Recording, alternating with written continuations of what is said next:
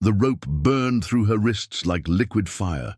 Each jolt sent lightning up her arms as her body scraped across the hard-pan earth, boots digging desperate furrows in the dust.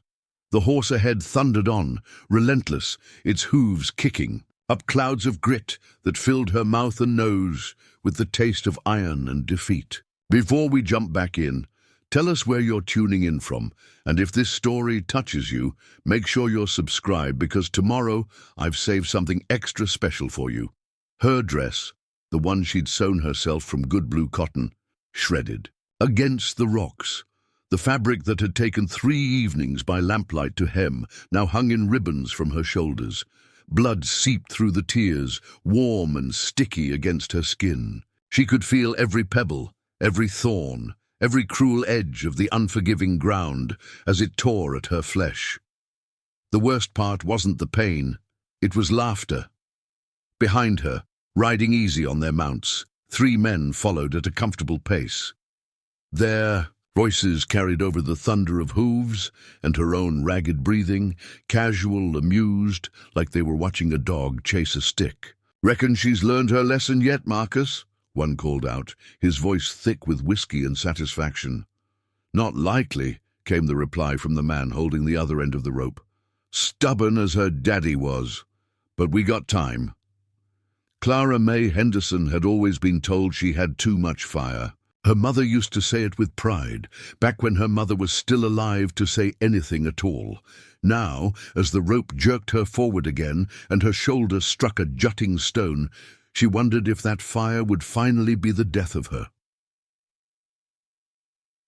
The desert stretched endlessly ahead, a brown sea of nothing, broken only by the occasional Joshua tree reaching skyward like a prayer the earth had given up on. The sun beat down merciless and white, turning the air to shimmer and making every breath feel like swallowing broken glass. Her throat was raw from dust and screaming, though she'd stopped screaming miles ago. No point in giving them the satisfaction. Today, horse was a big roan gelding, broad-backed and mean-tempered. She could see the sweat darkening its flanks, the foam at its mouth where the bit cut deep. Its rider, Marcus Brennan, sat easy in the saddle, one hand loose on the reins, the other gripping the rope that bound her wrists. He rode like a man who'd done this before. Her world had narrowed to the rhythm of impact and recovery. Hit the ground, bounce, scramble for footing that never came. The rope would go taut, yanking her forward again before she could catch her breath. Her bare feet, she'd lost both shoes in the first 100 yards, were cut to ribbons. Each step left a small smear of red in the dust. The men behind her were in no hurry. This wasn't about getting somewhere. This was about making a point, about teaching the whole county what happened to women who said no to the wrong man, about making sure every other girl who might get ideas about choosing her own path would remember Clara May Henderson and think twice. She'd said no 3 times. The first time politely, when Jeremiah Stockton had come calling with his hat in, his hands and his proposition on his lips. The second time firmly, when he'd brought his father and a preacher to her door. The third time, she'd said it with a shotgun in her hands, when they'd come to drag her to the altar anyway. That third time had been a mistake. The rope jerked again, and this time she couldn't roll with it. Her body hit the ground hard, shoulder first, and for a moment her vision went white. When it cleared, she could taste blood. Had she bitten her tongue, the inside of her cheek? Everything hurt too much to tell any more. Above her, a hawk circled lazy and patient, waiting. She wondered if it could smell death coming the way buzzards were said to. She wondered if her bones would bleach here in this forsaken stretch of nowhere, another warning for other women who forgot their place. The horse slowed to a walk, and for a blessed moment, the dragging stopped. Clara May lay gasping in the dust, trying to work, feeling back into her torn hands. The rope had cut deep. She could see white bone gleaming through the blood at her left wrist. The sight of it made her stomach turn, but she didn't look away. She'd earned those wounds. "You ready?" "To be reasonable yet?" Marcus called down from his saddle. His voice was conversational, almost friendly, like they were discussing the weather over Sunday dinner. Clara May turned her head and spat blood into the dirt. "Go to hell!" The laughter came again, harder. This time, "Hear that, boys? Still got some fight in her? Won't last long in this heat," said another voice. She recognized it now. Tommy Brennan, Marcus's younger brother. A boy barely old enough to shave, but old enough to enjoy watching a woman suffer. "Maybe we should find some shade, let her think it over." "No shade out here," Marcus replied. "But that's all right. Jeremiah don't need a pretty bride, just live one." The words hit her like a physical blow, not because they were cruel, she'd heard cruel words before, but because they were true. Jeremiah Stockton didn't care if she came to him broken and bloody. He'd paid good money for her, and her father's gambling debts made her a commodity to be collected, not a person to be courted. The third man spoke up. She didn't know his name, but she'd seen him around Stockton's spread, a hired gun with cold eyes and quick hands. "Boss is getting impatient. He wants this settled before Sunday." 3 days. She had 3 days before. They'd drag her to a preacher and force her to speak vows that would make her suffering legal. 3 days before Jeremiah Stockton would own her completely body and soul until death did them part. The horse started moving again. This time, Clara May didn't try to get her feet under her. She let herself be dragged, saving her strength, feeling the world blur past in a haze of pain and dust and blazing sun. Her dress was gone now, except for tatters around her waist.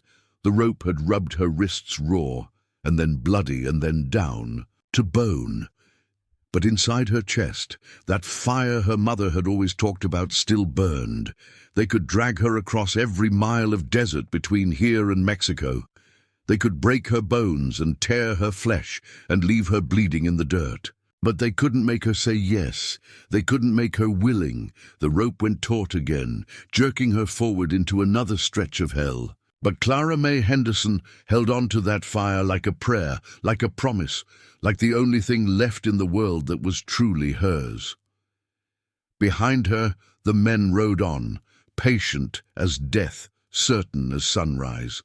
They had time, and they had rope, and they had a woman who'd forgotten her place.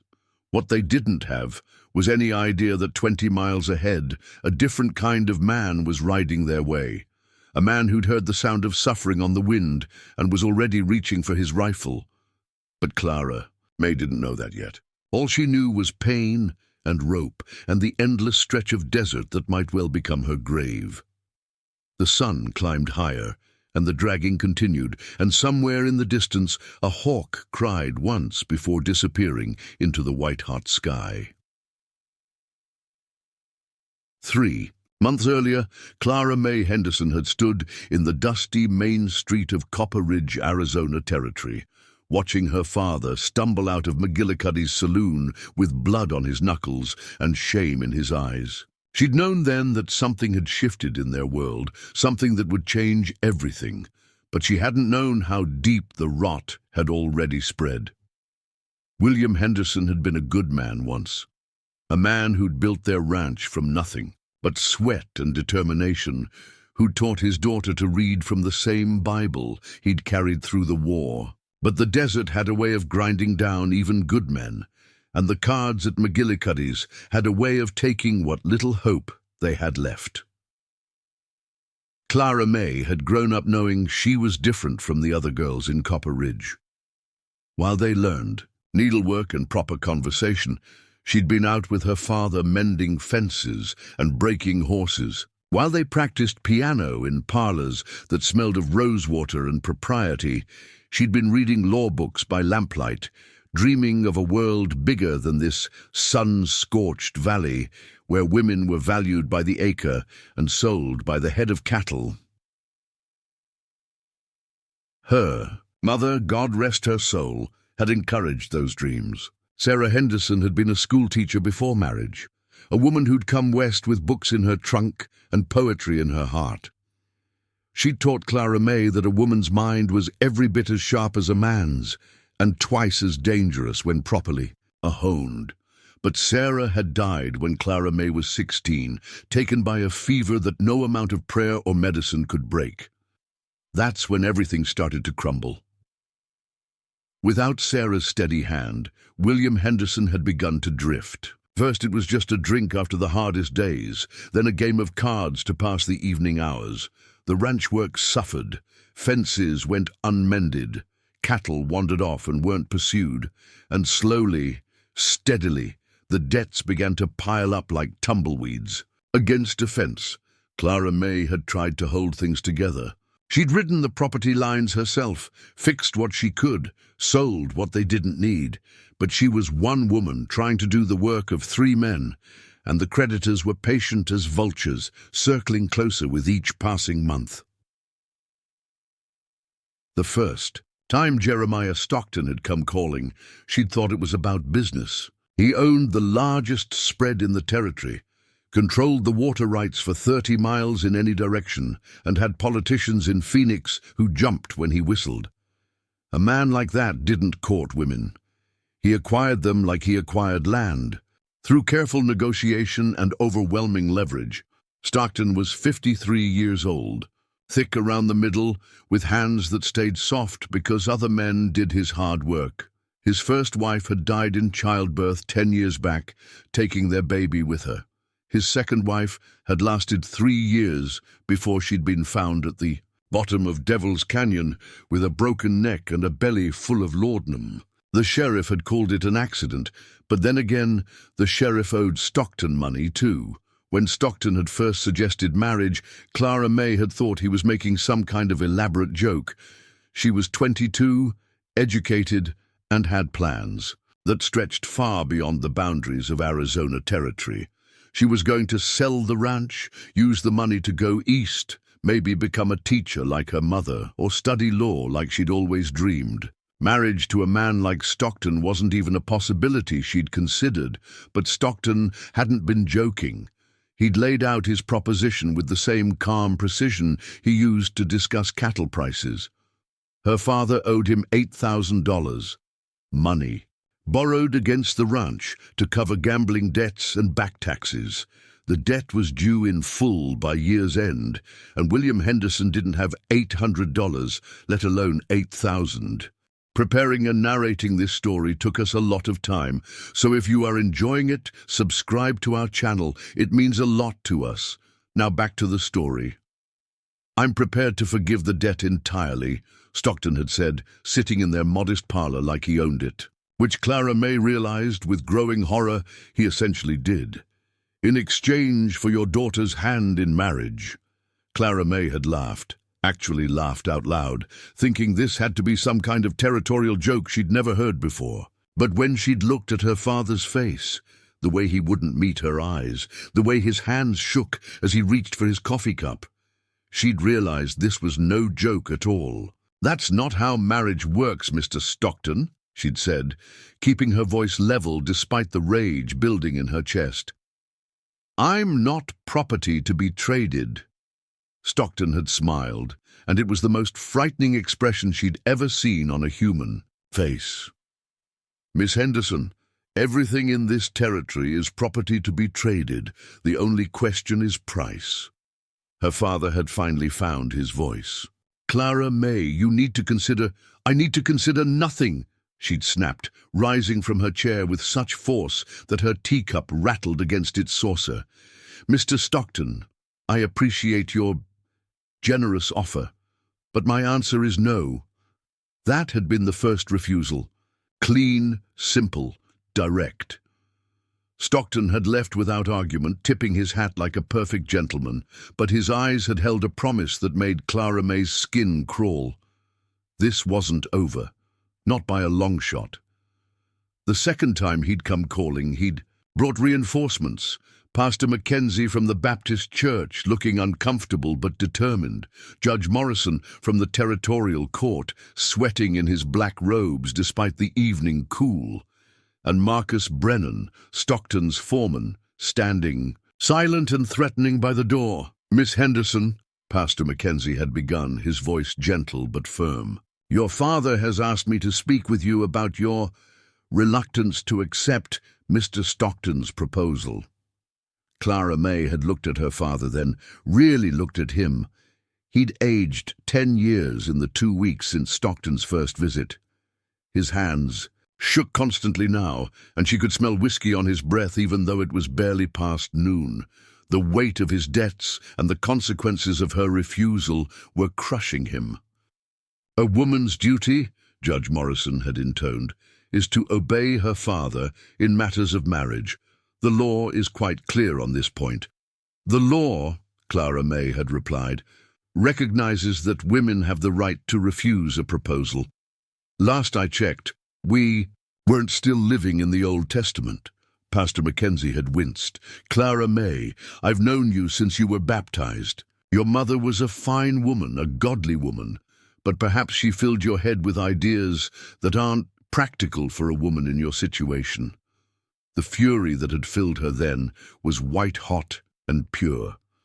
They were using her mother's memory as a weapon against her, twisting Sarah Henderson's dreams for her daughter into something shameful and wrong. "My mother," Clara May had said, her voice deadly quiet, "taught me that I was worth more than cattle and acreage. She taught me that my mind and my choices belonged to me, not to any man who happened to hold my father's debts." Stockton had spoken. For the first time that evening. "Your mother is dead, Miss Henderson, and the dead don't pay debts." The silence that followed was deafening. Even Pastor Mackenzie had looked shocked at the bluntness of it. But Stockton hadn't finished. "Your father owes me $8,000. If that debt isn't settled by Christmas, I'll foreclose on this ranch and everything on it. Your father will go to debtor's prison in Phoenix, and you'll be thrown off this land with nothing but the clothes on your back. In January, when the snows come, you'll freeze or starve or both." He'd paused, letting the words sink in like poison. "Or," he'd continued, "you can marry me. The debt disappears, your father keeps his freedom, and you become one of the wealthiest women in the territory. It's not a difficult choice, Miss Henderson, unless you value your pride more than your father's life." Clara May had felt the trap, closing around her like a steel jaw. Stockton hadn't just bought her father's debt, he'd bought the power to destroy both their lives. And he was willing to use that power without hesitation. But still, she'd said no. The second refusal, harder than the first but just as firm. The third time had been different. No genteel visits or polite conversation. They'd come at dawn, when the desert was still cool, and Clara May was in the barn, milking their 2 remaining cows. She'd heard the horses before she'd seen them, but by then it was too late to run. Marcus Brennan had kicked in the barn door like he was raiding a bandit. Camp. Behind him came Tommy Brennan, and a man she didn't recognize, lean and dangerous, with a gun belt that looked well used. They'd found her crouched behind the milk cow, clutching the bucket like it might somehow protect her. "Time's up, Miss Henderson," Marcus had said, his voice oddly gentle. "Mr. Stockton's tired of waiting." She'd tried to run then, but there was nowhere to go. The barn had only one door, and they'd blocked it. When she'd scrambled up into the hayloft, they'd simply waited below like hunters who'd treed a fox. "Come. Down easy and nobody gets hurt," the stranger had called. "Make this hard, and your daddy might have an accident." That's when she'd remembered the old Sharps rifle her father kept hidden in the hay, a relic from his army days, heavy and awkward, but still functional. She'd found it by feel, loaded it with shaking hands, and pointed it down at the 3 men who'd come to steal her life. "Get out," she'd said, trying to keep her voice steady. "Get off our land." Marcus had actually laughed. "Girl, you even know how to use that thing?" She'd pulled the trigger. The rifle had kicked like a mule, nearly knocking her backwards into the hay. The bullet had gone wide, punching a hole through the barn wall 6 feet from Marcus's head. But the message had been clear enough. For a moment, the men had stood frozen, clearly not expecting armed resistance. Then the stranger had drawn his pistol with snake-quick speed, and Clara May had known she was about to die. But Marcus had held up a hand, stopping his companion mid-draw. Easy, Colt. No need for killing. Not yet. He'd looked up at Clara May, with something like respect in his eyes. That was your third no, Miss Henderson, and your last. They'd burned her out, set fire to the hay in the loft while she was still in it, forcing her to jump down into their waiting hands. By the time her father had come running from the house, they'd already tied her hands and thrown her across a saddle like a sack of grain. William Henderson had tried to stop them. Clara May would give him that much. But he was one broken down rancher against 3 armed men, and the outcome had never been in doubt. They'd left him unconscious in the dirt beside their burning barn, with a message for Stockton. The wedding would be Sunday morning, whether the bride was willing or not. Now, as the rope jerked her forward across another stretch of desert hardpan, Clara May understood the full scope of Stockton's trap. He hadn't just bought her father's debt. He'd bought the sheriff, the judge, the preacher, and half the town council. He'd turned the law itself into a weapon pointed at her heart.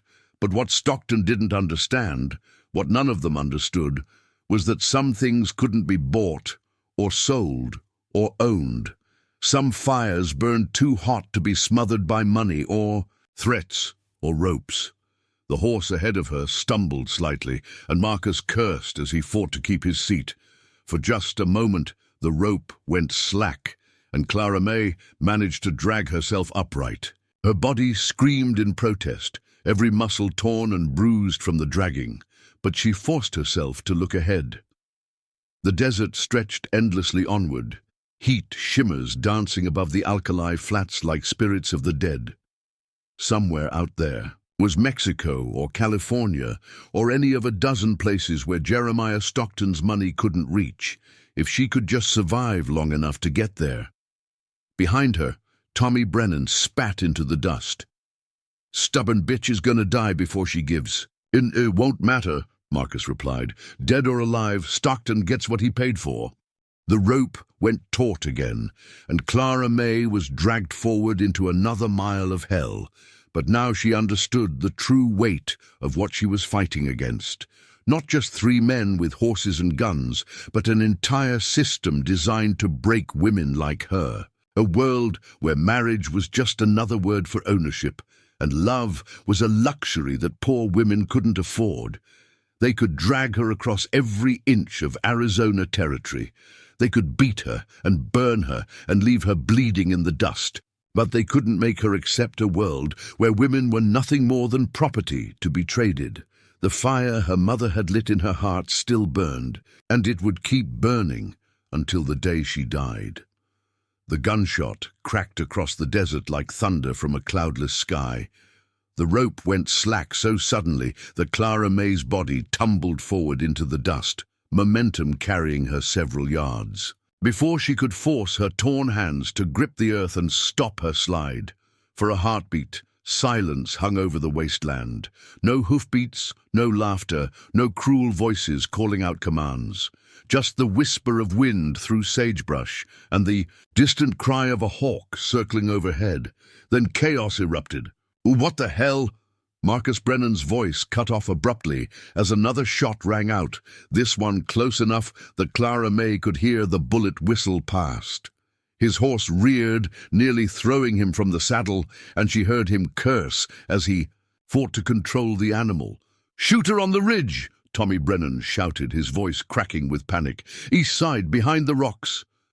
Clara May forced herself to roll over, squinting through blood-matted hair and dust-caked eyelashes. The rope that had bound her to Marcus's horse hung loose now, its end frayed where a bullet had severed the braided leather clean through.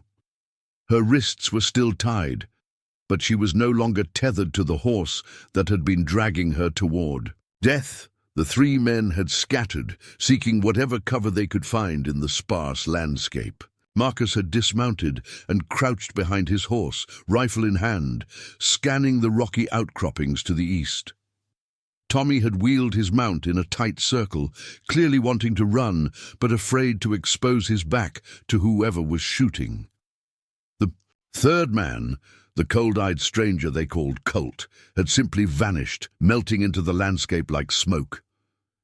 Another shot echoed across the desert, and this time Clara May saw the muzzle flash from a cluster of red sandstone boulders about 200 yards away. Someone was up there in those rocks, someone with a rifle and the skill to use it, someone who had cut her free with a single, perfectly placed shot. "Show yourself!" Marcus bellowed, his voice carrying across the flats. "This ain't your business, stranger!" The response came not as words, but as another bullet, this one close enough to Marcus's head that his hat flew off and tumbled across the hardpan. He dove behind a larger rock, dragging his horse with him. "Like hell it ain't my business," a voice called back, deep and steady, carrying the kind of authority that came from men who'd learned to command in places where commands meant the difference between life and death. "Turn around and ride back where you came from, and nobody else has to bleed today." Clara May tried to push herself upright, but her body refused to cooperate. The hours of being dragged had taken their toll. Her dress was nothing but rags. Her skin was raw and bleeding from a dozen different wounds, and every muscle felt like it had been beaten with hammers. But she was alive, and for the first time since they'd burned her out of the barn, she felt something that might have been hope stirring in her chest. "You don't know what you're interfering with, mister," Tommy called out, his voice shrill with fear and anger. "This woman's bound for marriage, legal marriage, sanctioned by the church and the territorial government." A harsh laugh echoed from the rocks. "Funny kind of marriage that requires ropes and dragging. Where I come from, we call that kidnapping." Marcus rose slightly from behind, his cover rifle aimed toward the ridge. "The woman's father signed the papers, debt settlement, all legal and proper. She belongs to Jeremiah Stockton now, whether she likes it or not." "Well now," the voice replied, and Clara May could hear dark amusement in it. "I reckon I'll let the lady speak for herself on that matter." The stranger called out to her then, his voice gentler, but still carrying across the desert with perfect clarity. "Ma'am, can you hear me up there?" Clara May tried to answer, but only a croak came out. Her throat was raw from dust and screaming, her lips cracked and bleeding. She managed to raise one bound hand and wave weakly. "That's good," the voice continued. "Now I need you to listen careful. Do you want to marry Jeremiah Stockton?" This time she found her voice, hoarse and broken but audible. "No." "Do you want these men to take you to him?" "No." Stronger this time, anger giving power to her words. "Do you want me to kill all three of these sons of bitches where they stand?" Clara May felt a savage smile cross her torn lips. "Yes." Marcus Brennan rose from behind his cover, rifle leveled. "Enough of this. You got no right." The rifle shot from the ridge cut him off mid-sentence.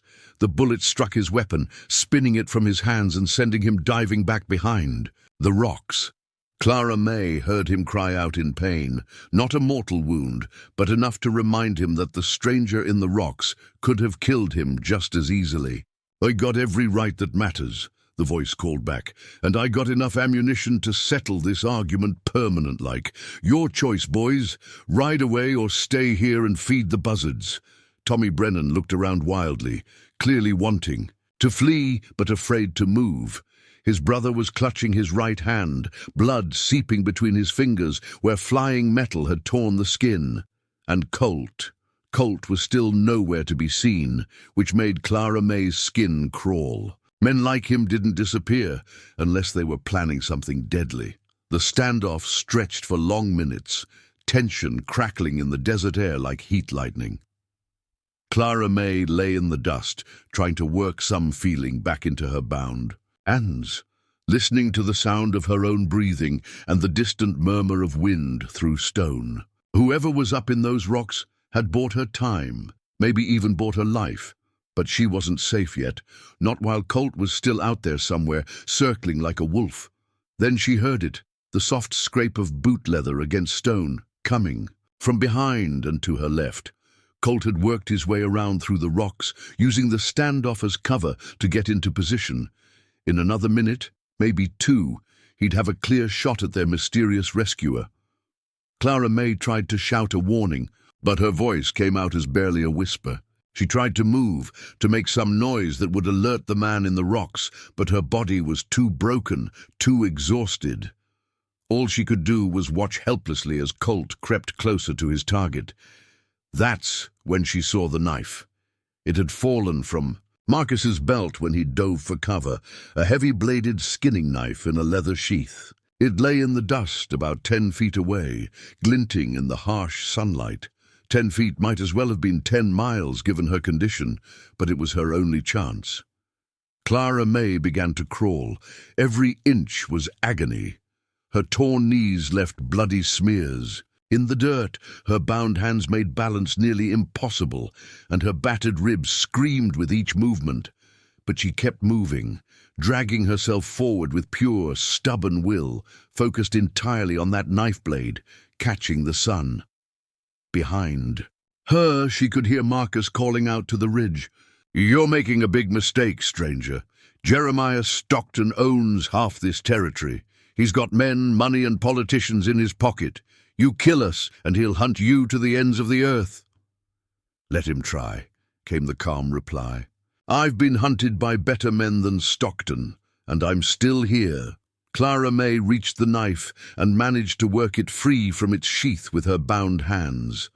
The blade was sharp, well-maintained, and heavy enough to do real damage. She turned it around and began sawing at the ropes around her wrists, ignoring the way the steel bit into her torn flesh.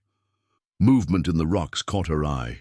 Colt was almost in position now, crouched behind a boulder with his rifle trained on the ridge where their rescuer was hidden. In seconds, he'd have a clear shot. The ropes parted with a soft snap, and Clara May felt blood rush back into her hands. Like liquid fire, she gripped the knife properly and forced herself to her feet, swaying but upright. Her legs felt like water, but they held her weight. Colt raised his rifle. Clara May threw the knife. She'd learned to throw blades when she was 12 years old, target practice with her father using old fence posts and tree stumps. She wasn't as good as she'd once been. Her hands were torn and shaking, her depth perception skewed by exhaustion and pain. But she was close enough, and angry enough, and desperate enough. The knife took Colt in the right shoulder, spinning him around and sending his rifle clattering across the rocks. He screamed, a sound of pure rage and pain that echoed across the desert. The sound of his voice gave away his position, and immediately 2 more shots rang out from the ridge, bullets striking the stone where he'd been hiding. But Colt was already moving, rolling away from the rocks, with the knife still protruding from his shoulder. He came up with a pistol in his left hand, firing wildly toward the ridge while using his momentum to reach better cover. The distraction was enough. Marcus and Tommy both broke from their hiding places, running for their horses with panic overriding caution. Marcus made it to his mount and hauled himself into the saddle one-handed, his injured right hand useless. Tommy was right behind him, both men spurring their animals into a desperate gallop away from the killing ground. But Colt wasn't running. Even wounded, even outgunned, he was still thinking like a predator. Clara May saw him working his way through the rocks toward her, using the landscape for cover. He'd lost his rifle, but he still had his pistol, and he was close enough now that he wouldn't need to be particularly accurate. She looked around desperately for another weapon, another hiding place, anything that might help her survive the next few minutes.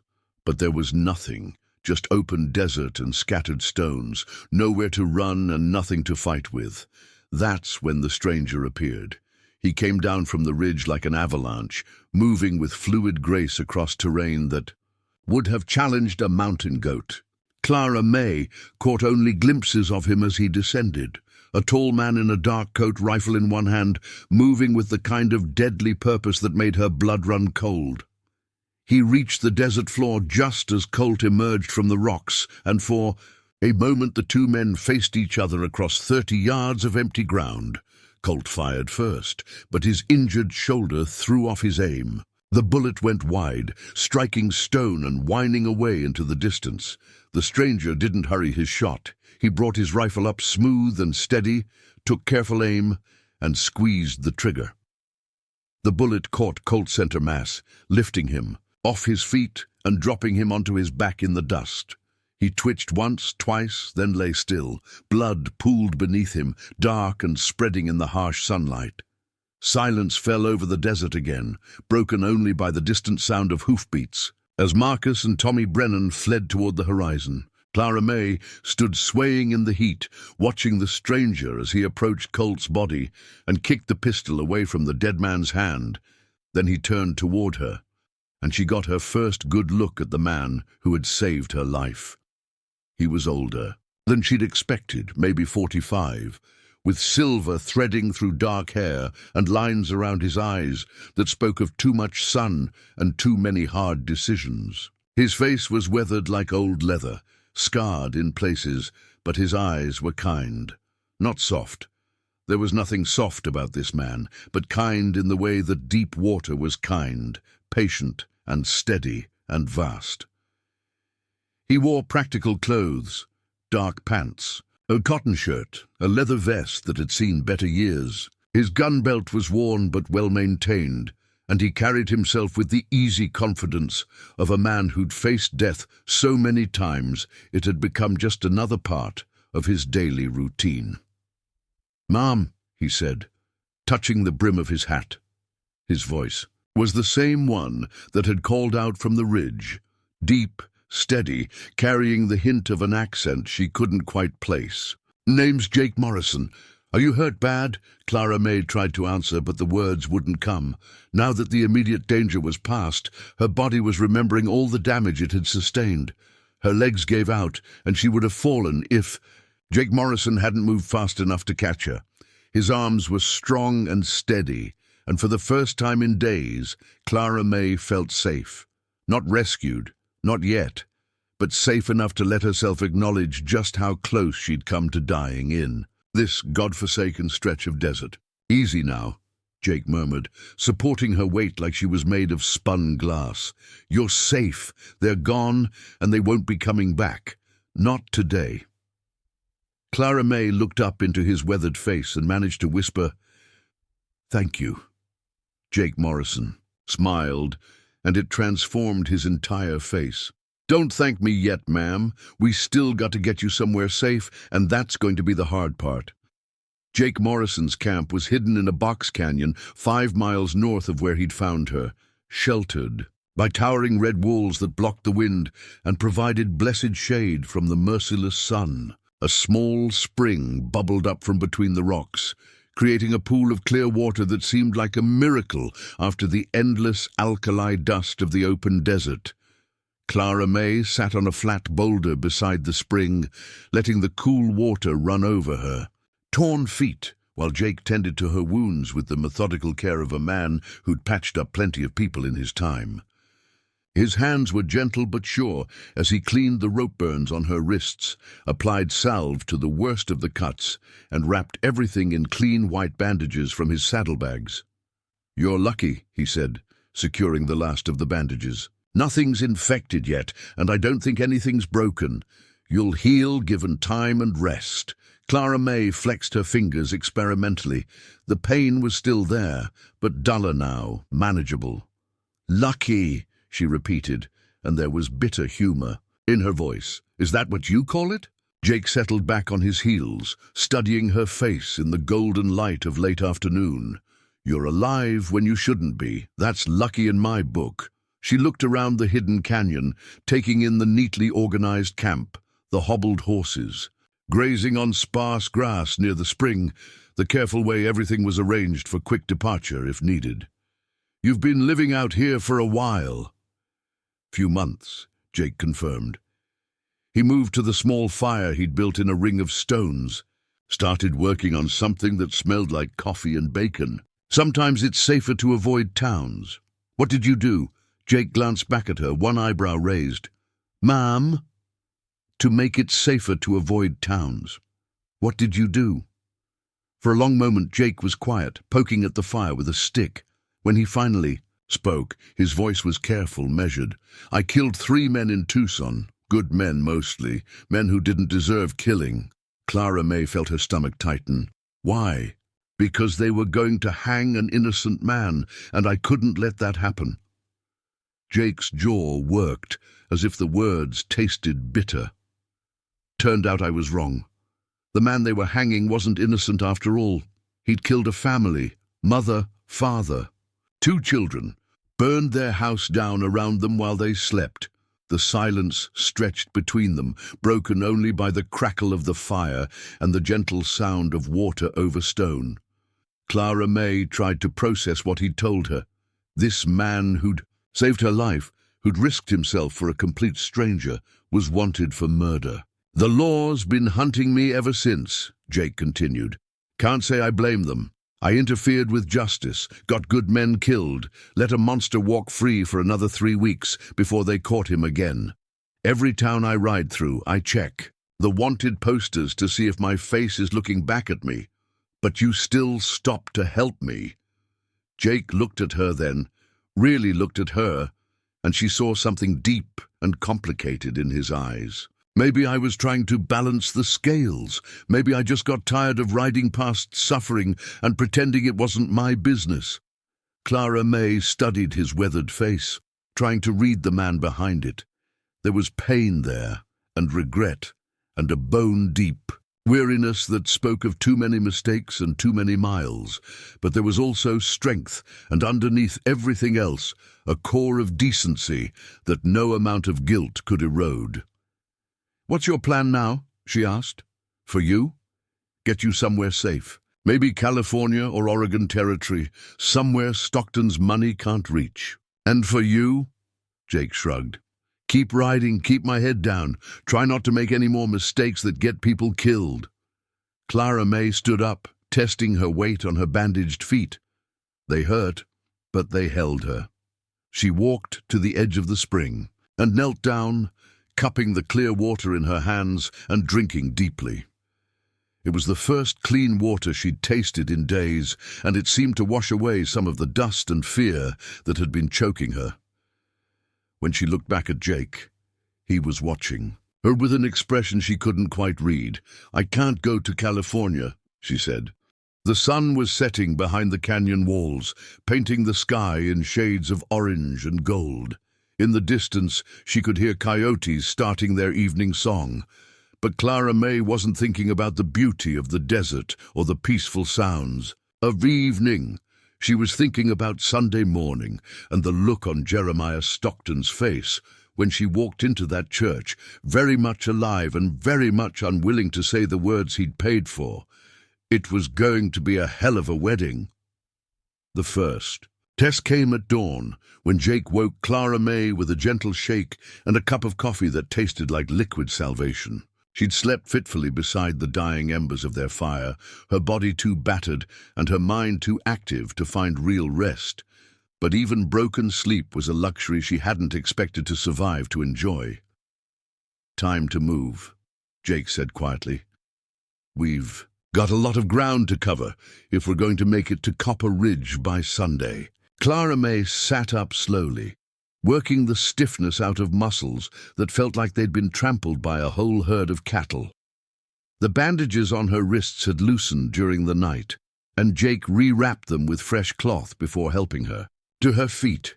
"How far is it?" she asked, taking another sip of the bitter coffee and feeling it burn away some of the cobwebs in her head.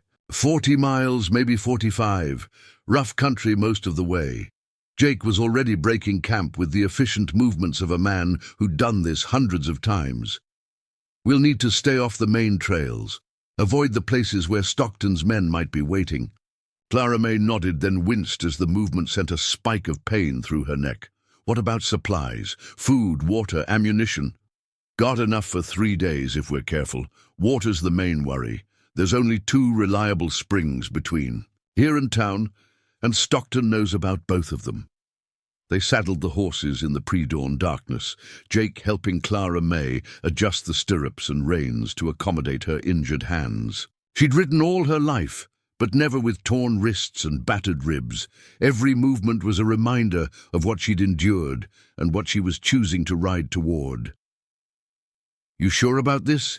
Jake asked as they led the horses out of the hidden canyon. "Once we start down this path, there's no going back. Stockton's not the kind of man who forgives or forgets." Clara May swung herself into the saddle, biting her lip to keep from crying out as her body protested the movement. "I've been sure since the moment they burned my barn, maybe even before that." They rode out into the desert as the sun painted the eastern horizon in shades of gold and crimson. The country they traveled through was harsh and unforgiving, a landscape of red rock mesas, deep arroyos, and alkali flats that stretched to the horizon like a sea of broken dreams. It was beautiful in its way, but it was the kind of beauty that could kill you if you weren't careful. Jake set a steady pace, not fast enough to attract attention from distant watchers, but quick enough to cover ground. He rode like a man who knew every rock and ravine for 50 miles in any direction, choosing paths that kept them hidden from the major trails while still making progress toward their destination. The first real challenge came around midday when they reached the rim of Devil's Canyon and found it blocked. Clara May reined in her horse beside Jake's and stared down at the scene below. The canyon was maybe 200 yards wide at this point, with steep walls on both sides and a narrow trail that switched back down to the bottom. It was the kind of natural bottleneck that made travel difficult under the best of circumstances. But these weren't the best of circumstances. At the bottom of the canyon, visible even from their position on the rim, were 3 riders. They sat their horses in the shade of an overhanging rock, clearly waiting for something. Or someone. "Stockton's men?" Clara May asked. Jake pulled out a small telescope and studied the riders for a long moment. 2 of them for sure. The third one I don't recognize, but he's wearing a badge. Probably a deputy sheriff from one of the surrounding counties. Clara May felt her stomach tighten. A lawman changed everything. If they were caught by Stockton's men, it would be kidnapping and attempted murder. If they were caught by a deputy sheriff, it would be resisting arrest and fleeing from justice. Either way, it meant a rope around their necks. "Can we go around?" she asked. Jake lowered the telescope and shook his head. "Next crossing is 30 miles south. We'd lose a full day, maybe more, and there's no guarantee Stockton doesn't have. And that one watch too." Clara May studied the canyon walls, looking for any other option. The rock face was steep, but not vertical. There were ledges and cracks that might provide handholds for someone desperate enough to try. But it would be dangerous even for an experienced climber, and she was far from that. "What about going down at night?" she suggested. "Wait for them to leave, or at least let their guard down." "They're not going to leave. Stockton's got them. Positioned there for a reason." Jake's jaw was tight with frustration. He knows this is the only practical way through the mountains. He's probably got every major pass watched. Clara May dismounted and walked to the edge of the rim, studying the terrain below with new eyes. The 3 riders were positioned to watch the main trail, but their attention was focused on the switchback, path that most travelers would use. They weren't watching the eastern wall of the canyon, where a rock slide had created a steep but potentially passable route down to the canyon floor. "Jake," she said quietly, "look at the eastern wall." He joined her at the rim and followed her pointing finger. The rock slide was recent, probably from the spring rains, and it had created a rough slope of loose stone and gravel that angled down toward the bottom of the canyon. It would be treacherous, especially for horses, but it might be possible. "That's suicide," Jake said after studying it for a moment. "One wrong step, and we'll start an avalanche that'll bury us both." "Maybe. But it's also unexpected. They're watching for people who take the safe route, not people crazy enough to come down that slide." Jake was quiet for a long time, weighing their options. Finally, he sighed and started walking back toward the horses. "Your funeral," he said. "But if we're going to do this, we do it right." They spent the next hour preparing. Jake fashioned crude snowshoes from branches and leather strapping designed to distribute their weight over the loose gravel. He also rigged special leading ropes for the horses, long enough to keep the animals from dragging them down if they Fell, but short enough to maintain control. Clara May watched him work, marveling at his ingenuity and thoroughness. This was a man who'd survived in a hostile country by thinking ahead, by preparing for every contingency he could imagine. "Where did you learn to do all this?" she asked. "Army," Jake replied without looking up from his work. "Spent 5 years in the cavalry, chasing Apaches through the country that made this look like a Sunday picnic. You learn to improvise, or you die. Is that where you met the men you killed in Tucson?" Jake's hands stilled for a moment, then resumed their steady work. 2 of them.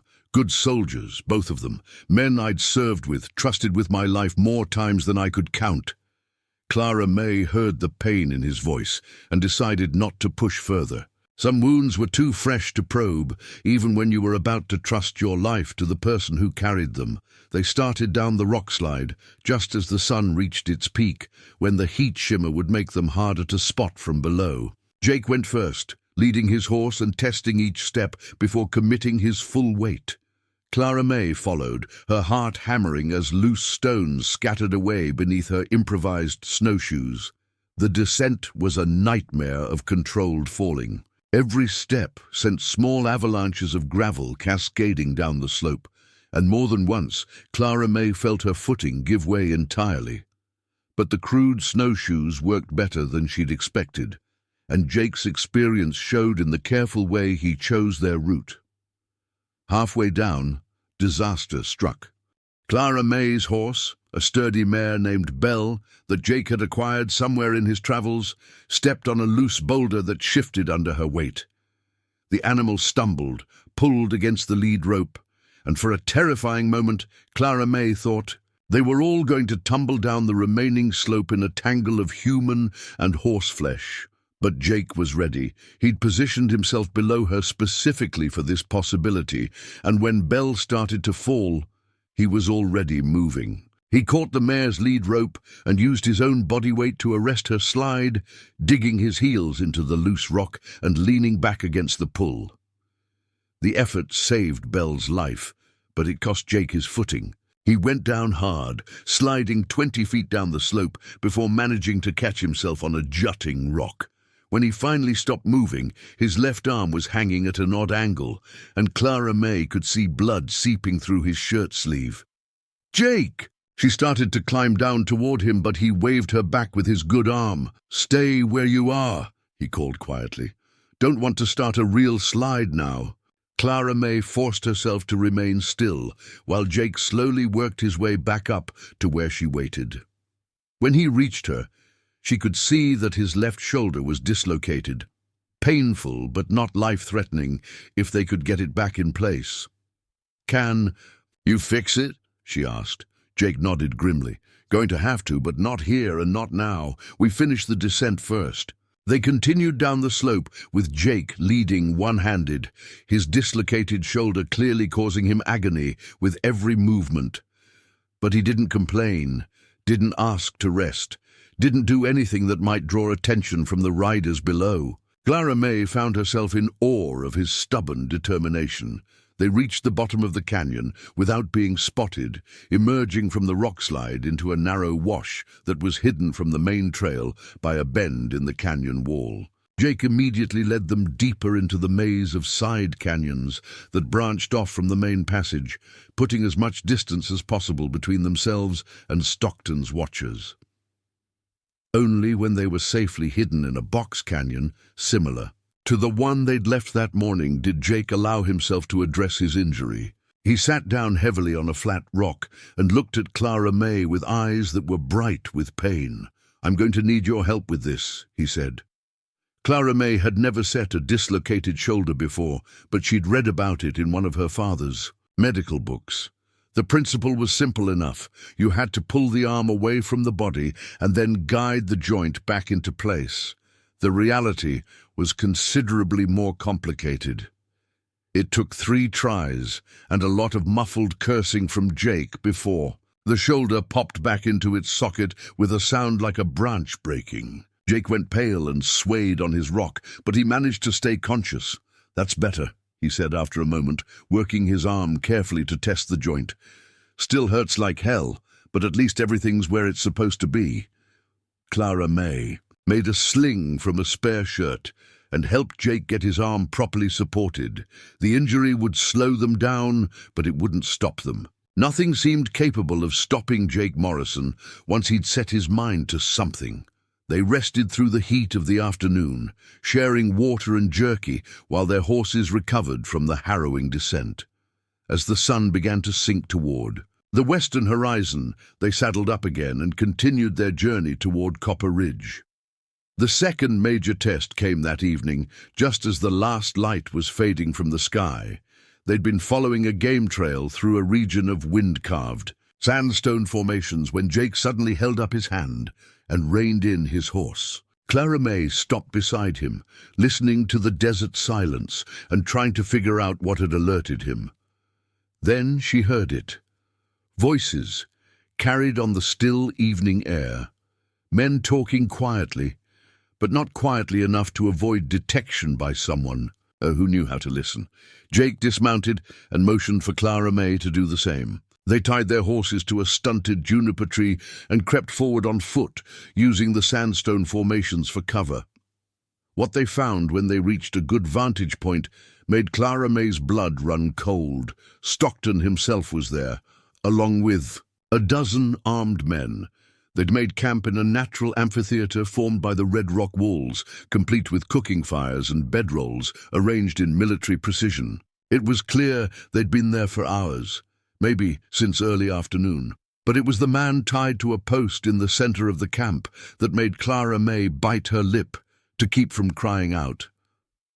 Her father sat slumped against the wooden stake, his hands bound behind him and his face bearing the evidence of a severe beating. William Henderson looked older than his 52 years, broken in a way that went beyond physical injury. This was a man who'd lost everything that mattered to him, including his daughter.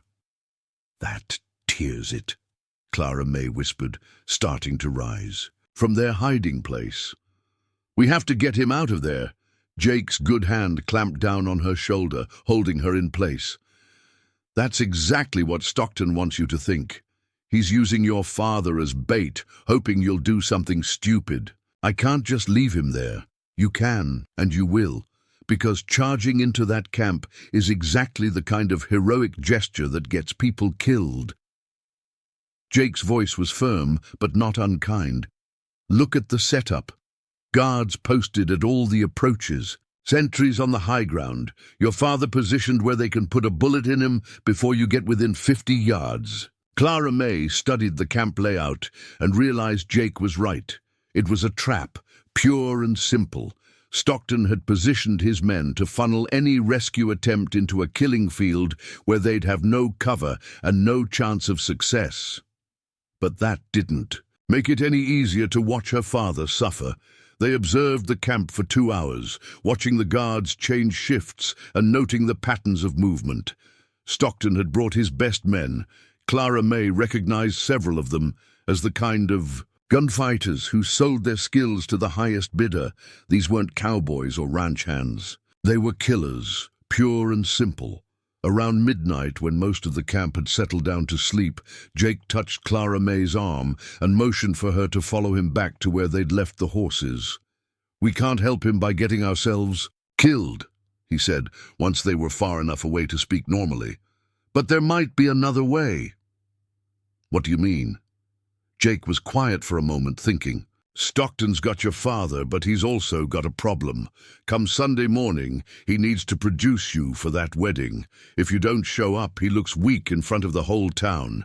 His reputation takes a hit that he might never recover from. So, we make sure you show up, but not as his captured bride, as a woman who's choosing to face him on her own terms." Clara May thought about it, trying to see the strategy behind Jake's words. "You think he'll let my father go if I agree to the wedding?" "I think he'll have to. He can't afford to look like the kind of man who needs hostages to get a woman to marry him.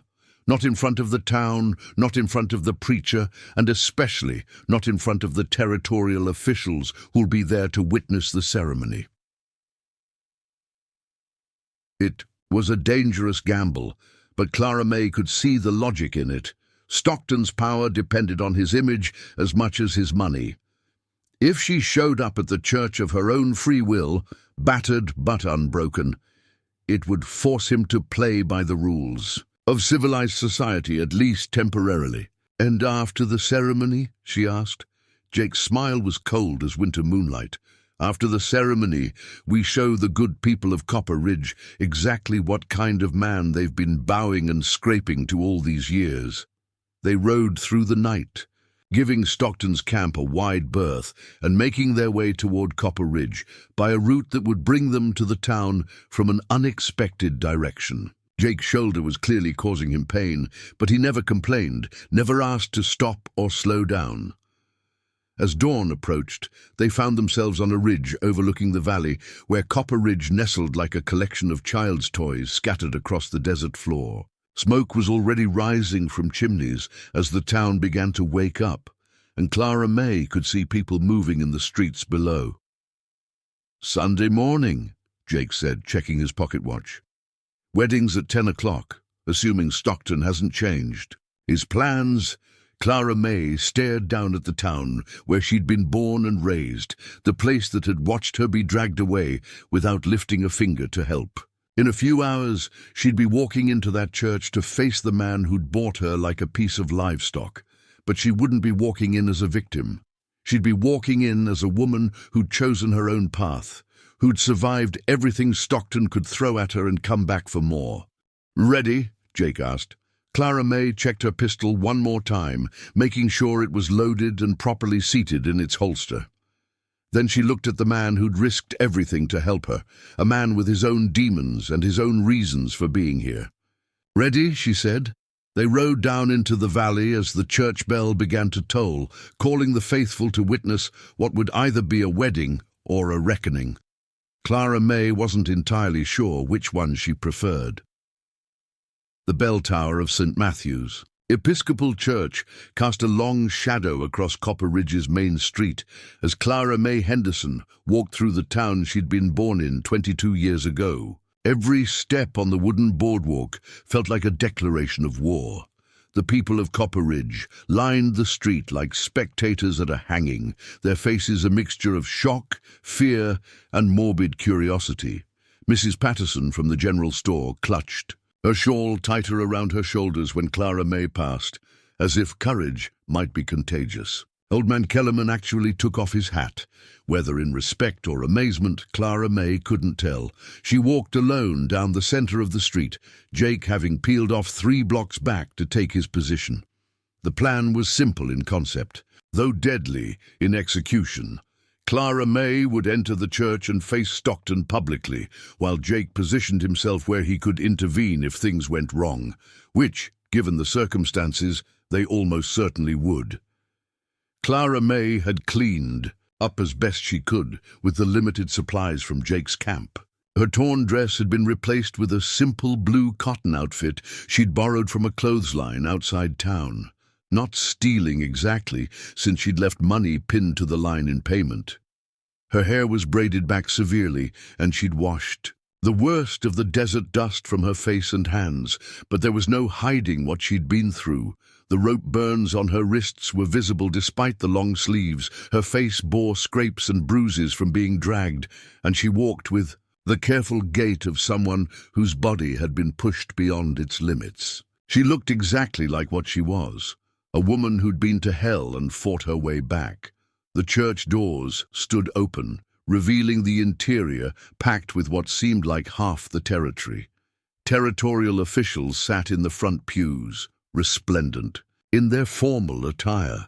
Behind them, the wealthy ranchers and business owners who formed Copper Ridge's elite. In the back, crowded together like cattle in a pen, were the common folk who'd come to witness what they thought would be Clara May Henderson's final humiliation. Jeremiah Stockton stood at the altar in a black suit that probably cost more than most people in town made in a year. He was a big man, thick through the chest and shoulders, with silver hair and cold blue eyes that missed nothing. When he saw Clara May step into the doorway, those eyes widened slightly, the first genuine emotion she'd ever seen him display. Pastor Mackenzie stood beside Stockton, his prayer book open and his face pale. The poor man looked like he'd rather be anywhere else in the world, but Stockton's money had bought his compliance along with everything else. The conversations that had been rippling through the congregation died away as Clara May began walking down the aisle. The silence was so complete that her footsteps on the wooden floor sounded like gunshots. She kept her head high and her eyes fixed on Stockton's face, watching his expression change from shock to calculation to something that might have been respect. She stopped directly in front of the altar, close enough to see the sweat beading on Pastor Mackenzie's forehead and smell the expensive cologne Stockton used to mask the scent of other people's blood on his hands. "Miss Henderson," Stockton said, his voice carrying clearly through the church. "How unexpected. When my men reported that you'd been killed resisting capture, I feared we'd have to postpone this joyous occasion." A murmur ran through the congregation at this revelation. Several people turned to look at Marcus and Tommy Brennan, who sat in the third pew with their hats in their laps and guilt written across their faces. The Brennan brothers had apparently been telling a different story about what happened in the desert. Clara May smiled, and there was nothing pleasant about the expression. "I'm afraid your men were mistaken, Mr. Stockton. As you can see, I'm very much alive." "Indeed you are. And dressed for a wedding, I notice." Stockton's eyes took in her simple dress, the way she stood straight despite her obvious injuries. "Though perhaps we should postpone the ceremony until you've had time to recover from your ordeal." "Oh, I wouldn't dream of postponing," Clara May replied sweetly. "After all, you've gone to so much trouble to arrange this celebration. It would be rude to keep everyone waiting." She turned to face the congregation, and Jake was right. Half the territory's political establishment was represented in those pews. Judge Morrison sat in the front row, looking distinctly uncomfortable. Sheriff Caldwell was there, along with 2 deputy sheriffs from neighboring counties. The territorial representative from Phoenix had come for what he'd been told would be a simple wedding between 2 prominent citizens. "Ladies and gentlemen," Clara May said, her voice carrying clearly to the back of the church, "I want to thank you all for coming to witness this momentous occasion. It's not every day that a woman gets to publicly demonstrate the difference between consent and coercion." Another murmur, louder this time. Judge Morrison leaned forward in his seat, his brow furrowed. Sheriff Caldwell's hand moved instinctively toward his gun belt. Stockton stepped forward, his voice smooth as oil. "Miss Henderson has obviously been through a terrible ordeal. Perhaps she's not quite herself." "I'm exactly myself," Clara May cut him off. "For the first time in months, I'm exactly myself." She turned back to the congregation. "How many of you know how this wedding came about? How many of you know the true circumstances that brought us here today?" "Clara May," Pastor Mackenzie said, nervously, "perhaps we should proceed with the ceremony." "By all means, Pastor, let's proceed, but let's make sure everyone understands what they're witnessing." Clara May walked to the communion rail and turned to face the assembled crowd. "This marriage is the result of a debt. My father owed Mr. Stockton money he borrowed to pay gambling debts and back taxes. When he couldn't repay that debt, Mr. Stockton offered to forgive it in exchange for my hand in marriage." She paused, letting that sink in. Several people in the congregation shifted uncomfortably in their seats. Now, you might think that sounds like a reasonable business arrangement. Debt forgiveness in exchange for marriage. Very civilized, very legal, except for one small detail. I said no. The murmur from the crowd was louder now, an undercurrent of unease and growing outrage. I said no 3 times, in fact. The first time politely, the second time firmly, and the third time with a rifle in my hands. And do you know what happened after that third refusal? Judge Morrison stood up in his pew. Miss Henderson, these are serious accusations. These aren't accusations, Your Honor. These are facts, facts that can be corroborated by witnesses. Clara May gestured toward the Brennan brothers. Marcus and Tommy Brennan burned down my barn while I was inside it, then tied me up and threw me across a saddle like a sack of grain. They dragged me behind a horse across 20 miles of desert, nearly killing me in the process. All because I had the audacity to refuse a marriage I didn't want. The church erupted in shocked conversation. Several women gasped audibly, and more than one man rose from his seat. Sheriff Caldwell was looking back and forth between Clara May and Stockton with a growing alarm. Stockton himself remained calm, though Clara May could see a muscle jumping in his jaw. Miss Henderson is obviously distraught. The trauma of her experience has clearly affected her judgment. My judgment is fine, Clara May snapped. What's affected is my willingness to pretend that money can buy consent. She turned back to the congregation, her voice rising. How many other women in this territory have been sold off to settle their father's debts? How many of you have daughters or wives who could find themselves in the same position I'm in right now? That hit home. Clara May could see it in the faces of the men in the audience, the way they looked at their own wives and daughters with sudden understanding. This isn't just about me, she continued. This is about whether we're going to live in a civilized society governed by law, or whether we're going to let wealthy men like Jeremiah Stockton treat women like property to be bought and sold. Judge Morrison stepped into the aisle, his face grave.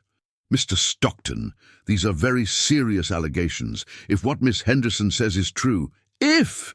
Clara May laughed, but there was no humor in it. Your Honor, look at me.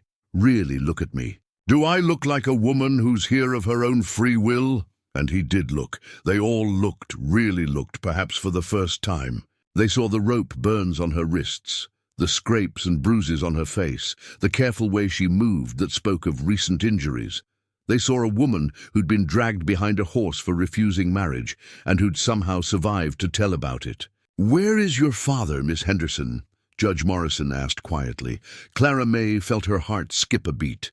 This was the moment of truth, the gamble she and Jake had decided to take. He's being held prisoner by Mr. Stockton's men, Your Honor. Insurance, I suppose, to ensure my compliance. The reaction was immediate and explosive. Half the congregation was on its feet now, voices raised in anger and outrage. Sheriff Caldwell had his hand on his gun, though whether he intended to arrest Stockton or protect him wasn't clear. Stockton finally lost his composure. "That's enough!" he bellowed, his voice cutting through the chaos. "I won't stand here and be slandered by this ungrateful girl. Everything I've done has been legal and above board." "Legal, perhaps," Clara May replied calmly, "but not right, and certainly not moral. Morality is a luxury for people who don't have to make hard decisions," Stockton snarled. "Your father borrowed money he couldn't repay. I offered him a way to settle his debt honorably. If you're too proud to accept that arrangement, then perhaps you'd prefer to see him rot in debtor's prison. I'd prefer to see justice done according to the law, not according to your checkbook." Judge Morrison stepped forward, his expression stern. "Mr. Stockton, I'm going to have to ask you to produce William Henderson immediately. If what Miss Henderson alleges is true, you're looking at charges of kidnapping, assault, and conspiracy." Stockton's face went red with rage. "You don't have the authority." "I have every authority, and I have jurisdiction in this territory." Judge Morrison turned to Sheriff Caldwell. "Sheriff, I'm ordering you to place Mr. Stockton under arrest, pending investigation of these charges." But Caldwell hesitated, his hand hovering over his gun. Clara May could see the conflict in his face, duty warring with the knowledge that Stockton owned half the businesses in town, including the one that paid the sheriff's salary. That moment of hesitation was all Stockton needed. "I think not," he said quietly, and suddenly there were guns in the hands of a dozen men scattered throughout the congregation. They'd been planted there, Clara May realized, disguised as wedding guests, but actually Stockton's hired gunmen. The trap had been even more elaborate than she'd imagined. "You see, Your Honor," Stockton continued conversationally, "I've taken the precaution of ensuring that this wedding proceeds as planned. Miss Henderson will say her vows, or a lot of innocent people will get hurt." The church had gone deathly quiet. The only sound, the nervous breathing of 200 terrified people caught in the middle of something that had suddenly turned deadly. Clara May could see families huddled together in the pews, could see the fear in children's eyes as they stared at the guns pointed in their direction. "You bastard," she whispered. "Practical," Stockton corrected. "Now, shall we proceed with the ceremony?" Pastor Mackenzie was trembling so badly he could barely hold his prayer book. "Mr. Stockton, surely we can—" "Proceed, Pastor. Miss Henderson has something to say, don't you, my dear?" Clara May looked around the church, seeing the guns trained on innocent families, seeing the terror in children's faces. She thought about her mother's lessons, about standing up to injustice and refusing to let the world be cruel. But she also thought about the price others would pay for her principles. "Clara May Henderson," Pastor Mackenzie began in a shaking voice, "do you take Jeremiah Stockton to be your lawfully wedded husband?" Clara May opened her mouth to speak the words that would save those innocent lives and damn her own soul. That's when the shooting started. The first shot came from the church balcony, where Jake Morrison had positioned himself with a rifle and a clear view of the entire congregation. His bullet took out the gunman nearest to a family with small children, dropping the man before he could fire a shot. The second and third shots came simultaneously from opposite sides of the church, as the backup plan Jake had insisted on went into effect. Two of the town's more honorable citizens, men who'd been quietly recruited during Clara May's walk through town, opened fire on Stockton's men from concealed positions. Chaos erupted in the church. People screamed and dove for cover behind pews. Gunfire echoed off the wooden walls like thunder. Stockton's men found themselves caught in a crossfire, unable to target the civilians without exposing themselves to Jake's rifle. Clara May threw herself sideways, rolling behind the communion rail as bullets splintered the wood above her head. From her position on the floor, she could see Stockton drawing his own weapon, his face twisted with rage and desperation. "You want to play it this way?" he snarled, pointing his gun at Judge Morrison's head. "Fine, but she'll watch everyone. Die before—" Clara May's pistol was in her hand before she consciously decided to draw it. The lessons her mother had insisted on, the hours of practice behind the barn, the natural skill that had allowed her to hit that rock in Jake's camp, all of it came together in one smooth, instinctive motion. She fired from her knees. The bullet, taking Stockton center mass and spinning him around. His own shot went wild, punching a hole in the church wall 6 feet from Judge Morrison's head. Stockton staggered, looked down at the spreading red stain on his white shirt, then looked at Clara May with something like admiration in his eyes. "Well," he said, and then he collapsed. The gunfight lasted less than 2 minutes. When the smoke cleared, 5 of Stockton's men were dead, and 3 more were wounded. 2 townspeople had been grazed by bullets, but no one else was seriously hurt. Clara May stood slowly, her smoking pistol still in her hand, and looked down at the man who'd tried to buy her like livestock. Jeremiah Stockton was still breathing, but barely. His eyes found hers, and for a moment she saw not the cruel tyrant who'd terrorized the territory, but just a dying man who'd finally pushed too far. "The debt," he whispered, blood flecking his lips. "What about it?" "Your father. The papers. In my safe." forgiven, wedding gift. Clara May knelt beside him, close enough to hear his labored breathing. "Where's my father?" "Canyon Camp. North of Devil's Creek. My men. They'll let him go now. Have to." Stockton's eyes lost focus, and he was gone. Clara May stood up and looked around the church. Judge Morrison was already taking charge, ordering the wounded tended to and the bodies removed. Sheriff Caldwell was arresting the surviving gunman, his earlier hesitation replaced by grim determination now that his employer was dead. Jake Morrison climbed down from the balcony, his rifle slung over his good shoulder.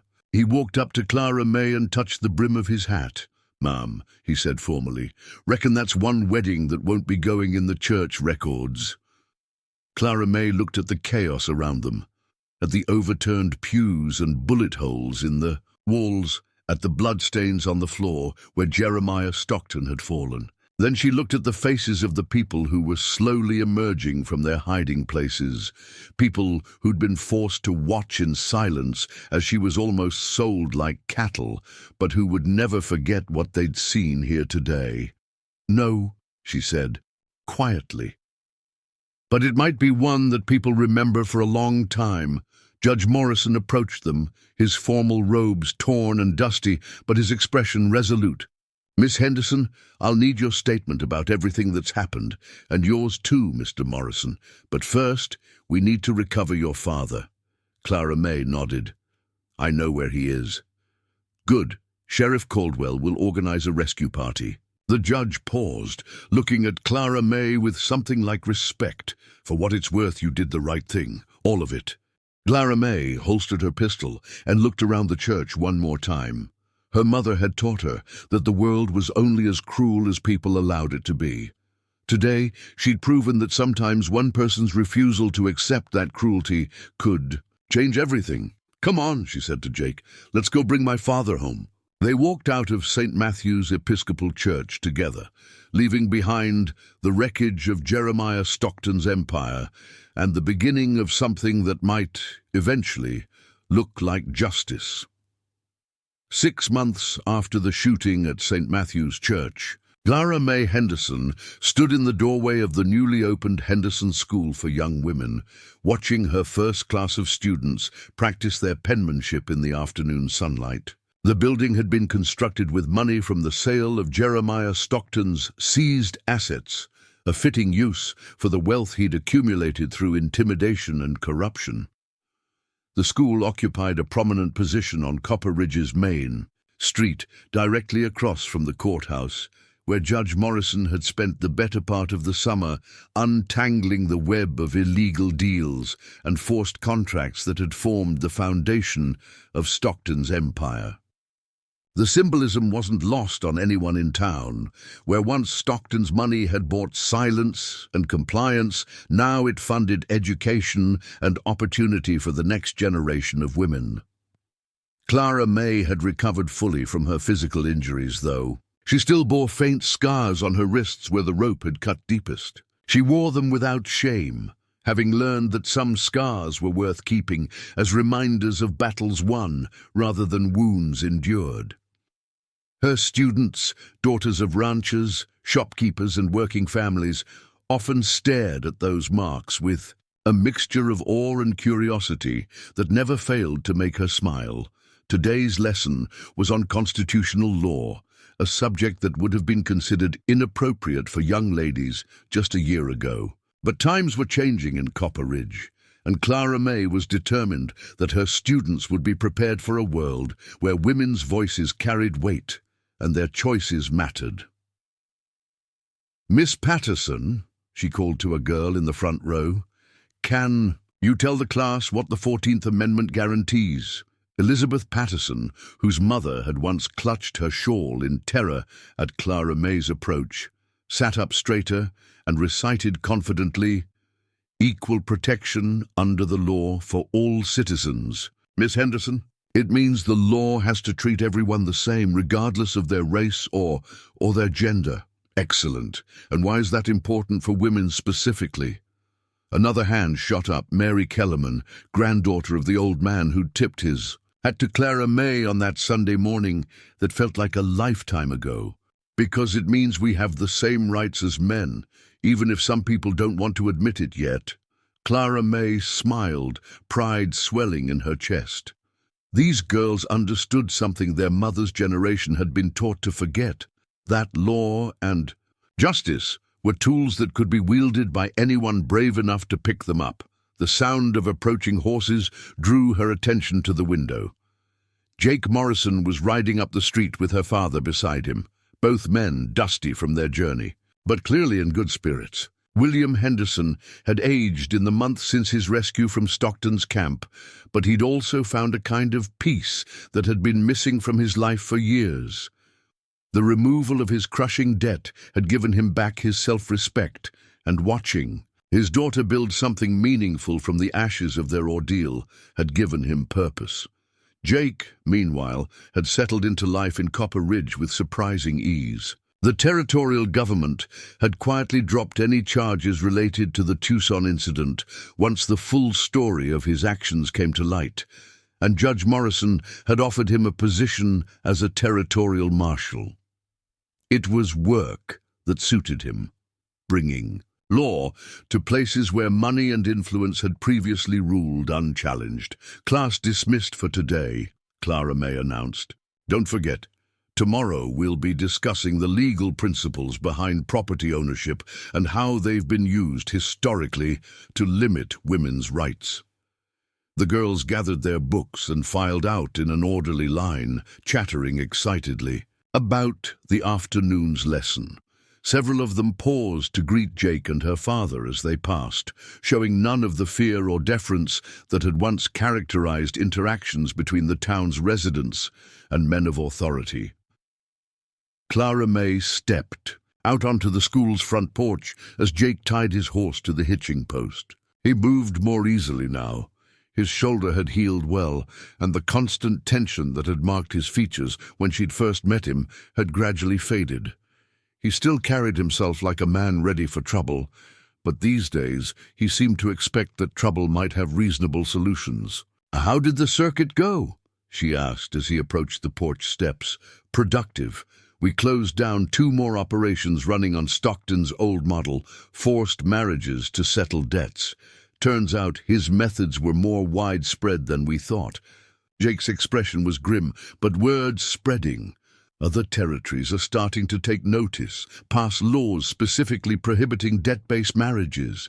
William Henderson dismounted more slowly, favoring his left leg, where one of Stockton's men had kicked him during his captivity. But his eyes were bright with satisfaction. "That mill owner up in Prescott thought he could intimidate us with lawyers and threats. Should have seen his face when Jake showed him the new territorial statute." Clara May felt a familiar surge of pride and purpose. The work they were doing, dismantling the systems that allowed men like Stockton to flourish, was dangerous and often thankless. But it was also necessary, and it was making a real difference in people's lives. "Any word from Phoenix?" she asked. Jake nodded, pulling a letter from his coat pocket. "From Congressman Bradley. He wants to meet with you next month about drafting federal legislation. Seems your story has reached some important ears back in Washington." Clara May took the letter, scanning its contents with growing excitement. The idea of taking their local success to the national level was both thrilling and terrifying. But if they could create federal protections against the kind of abuse she'd suffered, how many other women might be spared similar ordeals? "There's something else," Jake said, his tone becoming more serious. "We got a telegram from the sheriff in Tombstone. Seems Marcus Brennan turned up there last week, talking big about unfinished business and what he owed to Stockton's memory." Clara May felt a chill run down her spine. Marcus and Tommy Brennan had fled Arizona Territory after Stockton's death, but she'd always known they might return someday. Men like them didn't forget humiliation easily, and they had their own reasons for wanting revenge. "How big is he talking?" she asked. Big enough that Sheriff Bean thought we should know about it. He's hired some help, gunfighters with reputations. Could be they're planning something. William Henderson spat into the dust. Let them come. This town's not the same place they left. People here have learned to stand up for themselves. That was true enough. The events at the church had transformed Copper Ridge in ways that went far beyond Clara May's personal story. The townspeople had seen what happened when they allowed fear and greed to override their better judgment, and most of them were determined never to let it happen again. A citizens' committee had been formed to ensure that future political and business leaders would be held accountable for their actions.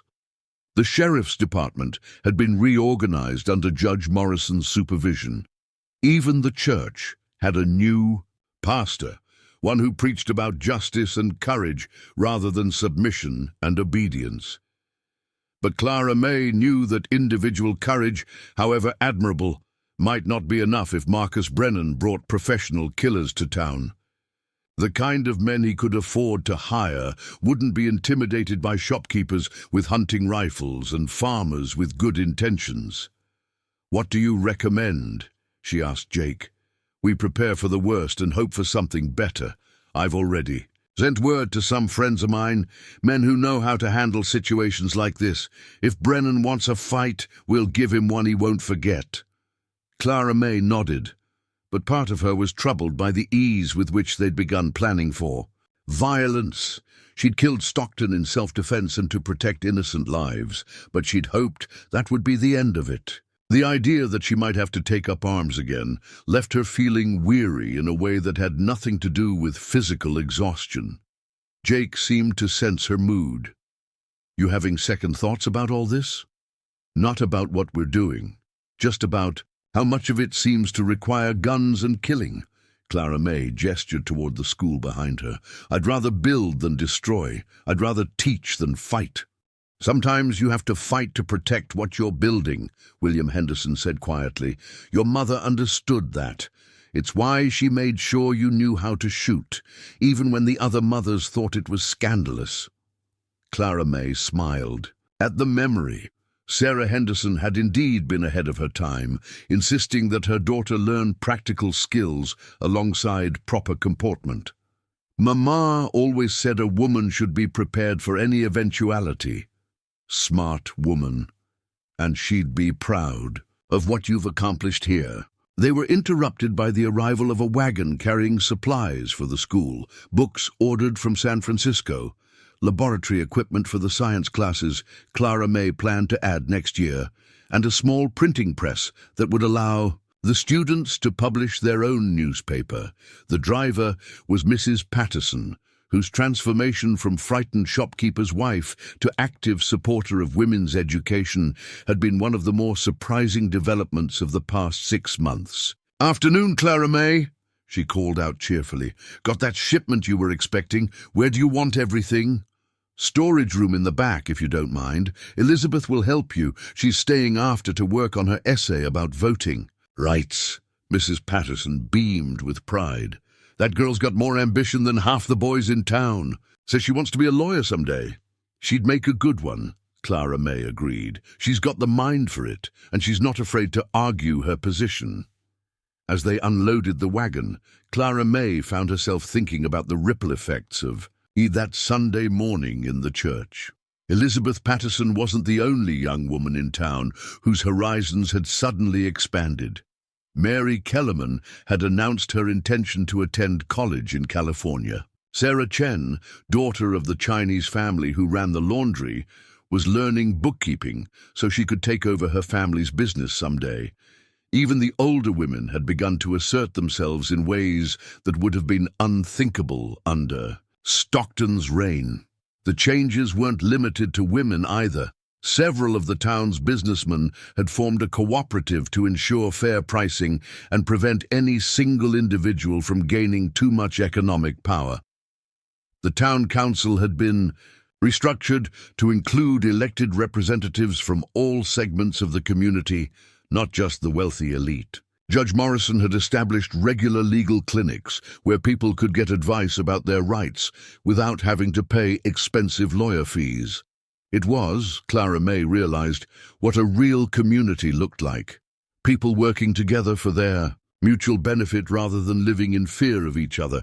But that progress had made enemies as well as friends. There were still men in the territory who missed the old ways, who believed that might be made right and that women should know their place. Marcus Brennan represented the worst of that mindset, and his potential return threatened everything they'd built. As the afternoon wore on and the supplies were stored away, Clara May found herself studying the faces of the people around her. These were good people, ordinary people, who'd found the courage to stand up for what was right when it mattered most. But courage didn't stop bullets, and righteousness didn't make you faster on the draw.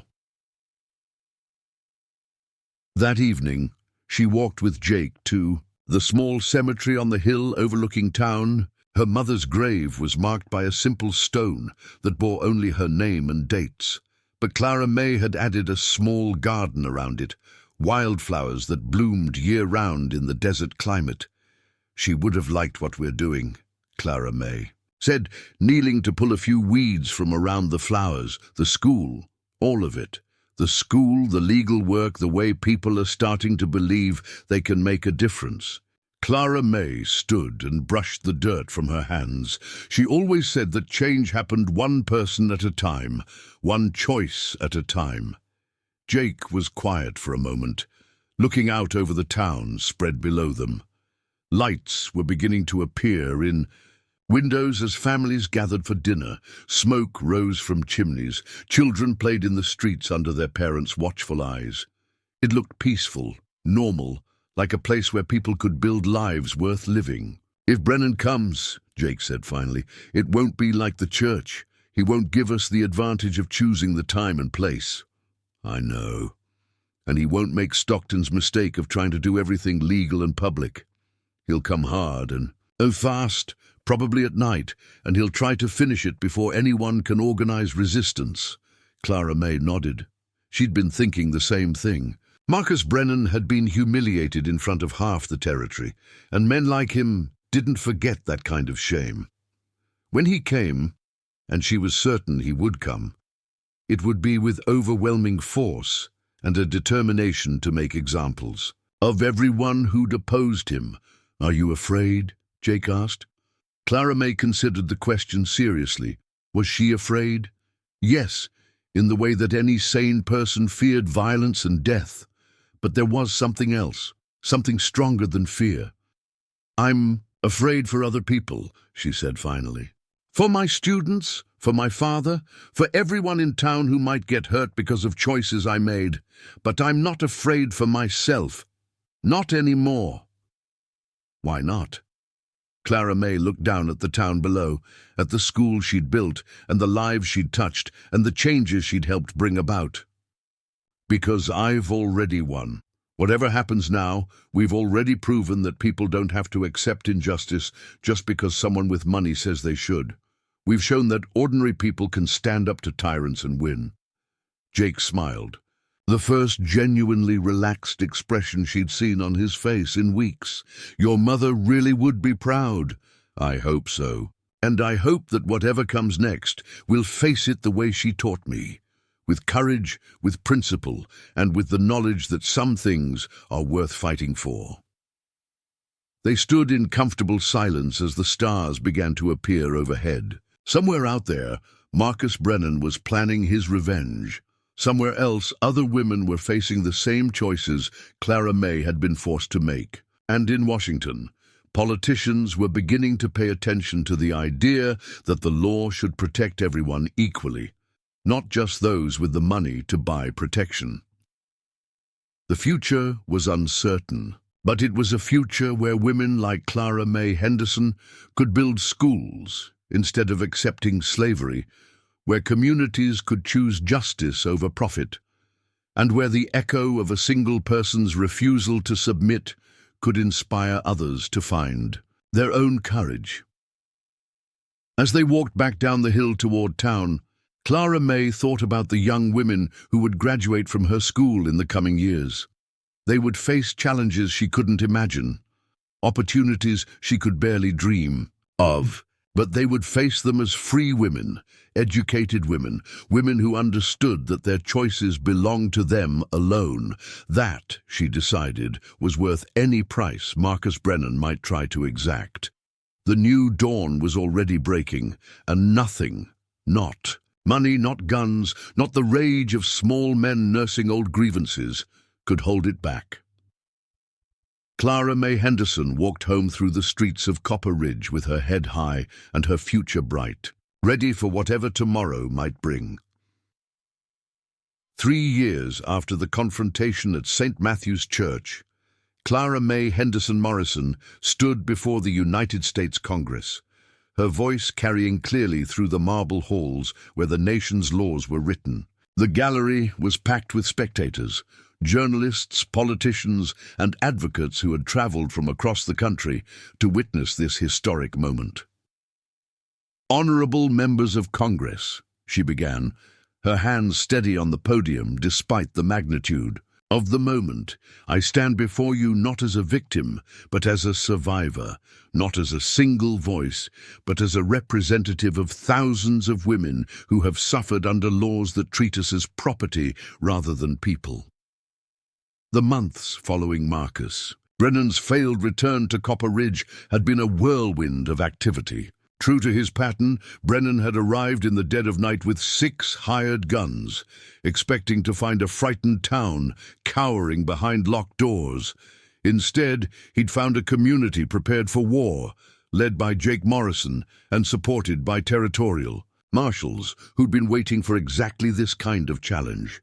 The gunfight had lasted less than 10 minutes. When it was over, Brennan and 3 of his hired killers were dead, and the survivors were in custody, facing federal charges for crossing territorial lines to commit murder. More importantly, the incident had drawn national attention to the broader issues at stake in places like Copper Ridge.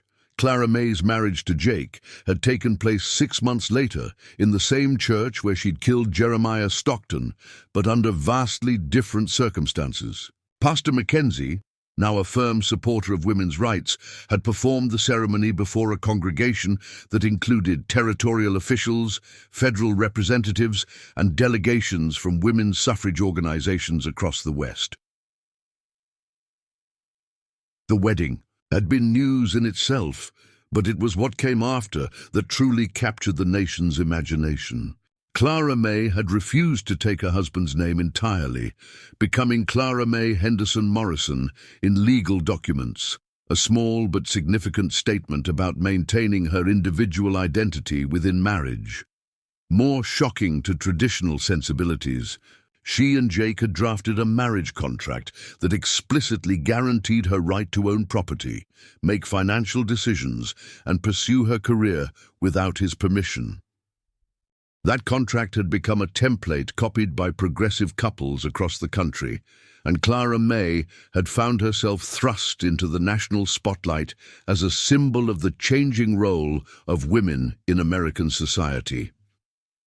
The 14th Amendment promises equal protection under the law, she continued, her voice growing stronger as she warmed to her subject. But that protection remains meaningless as long as state laws permit women to be sold in marriage to settle debts, as long as wives cannot own property in their own names, and as long as domestic violence is treated as a private family matter, rather than a criminal offense. In the 3 years since Stockton's death, Clara May had become one of the most recognizable advocates for women's rights in the country. The Henderson School for Young Women had expanded to include 3 buildings and nearly 200 students from across the Southwest. Her legal clinic, staffed by the territory's first female lawyer, Elizabeth Patterson, who had indeed pursued her dream of legal education, had handled over 400 cases involving women's rights. But it was her collaboration with congressional allies that had brought her to Washington today. The proposed legislation she was endorsing would establish federal protections against forced marriage, guarantee married women's property rights, and create legal mechanisms for prosecuting domestic violence cases across state lines. "I have here," Clara May said, holding up a thick folder, "testimony from over 300 women who have experienced situations similar to my own. Women whose fathers sold them to settle gambling debts. Women who were beaten for refusing unwanted marriages. Women who lost their children because they couldn't legally own property to support them." The chamber was silent, except for the scratch of reporters' pens and the whispered conversations of congressmen conferring with their colleagues. Clara May had learned to read these political atmospheres over the past year of traveling and speaking, and she could sense that her words were having the intended effect. "But I also have," she continued, lifting another folder, "testimony from over 500 women whose lives have been transformed by the legal protections already in place in Arizona Territory. Women who have started businesses, pursued education, and raised their children in freedom because they knew the law would protect their choices." Among the spectators in the gallery, she could see familiar faces. Jake sat in the front row, wearing the formal uniform of a federal marshal, a position he'd accepted to help coordinate law enforcement efforts across territorial boundaries. Beside him sat her father, now a respected member of Copper Ridge's town council and a vocal advocate for the debt relief programs that had prevented other families from facing the crisis that had nearly destroyed theirs. Behind them, she could see some of her former students, now young women attending universities back east or starting their own schools in frontier communities. Mary Kellerman had become a journalist, covering women's rights issues for newspapers across the country. Sarah Chen had opened the first bank in Arizona Territory, owned and operated by a woman, providing credit and financial services specifically for female entrepreneurs. "The question before you today," Clara May said, her voice rising with passion, "is whether this nation will live up to its founding promise that all people are created equal, or whether we will continue to treat half our population as second-class citizens subject to the whims of fathers and husbands." The legislation she was supporting faced significant opposition. Conservative congressmen argued that it violated states' rights and interfered with traditional family structures. Business interests worried about the economic implications of giving women greater financial independence. Even some women's groups were divided on whether such sweeping changes were practical or advisable. But Clara May had learned something important in her journey from terrified victim to national advocate. Change was never easy, never comfortable, and never welcomed by those who benefited from the existing system. The only way to achieve progress was to make the case for justice so compelling that opposing it became politically impossible. "I was dragged behind a horse for 20 miles because I refused to accept that my value as a human being could be reduced to the settlement of my father's debt," she said, her voice carrying to every corner of the chamber. "I nearly died because I believed that I had the right to choose my own path in life. And I stand before you today because I discovered that individual courage, when joined with the courage of others, can move mountains." The applause that followed was immediate and sustained, rising from the gallery and spreading to parts of the congressional floor. Clara May waited for it to subside, then concluded with words she'd been planning for months. "You have the power today to ensure that no other woman faces the choice between her principles and her life. You have the power to write into federal law the truth that women are not property to be bought and sold, but citizens deserving of the same protections and opportunities as any man. I urge you to use that power wisely, and to remember that history will judge you not by your party affiliation or your regional loyalties, but by your willingness to stand for justice when it mattered most." Clara May stepped back from the podium to thunderous applause.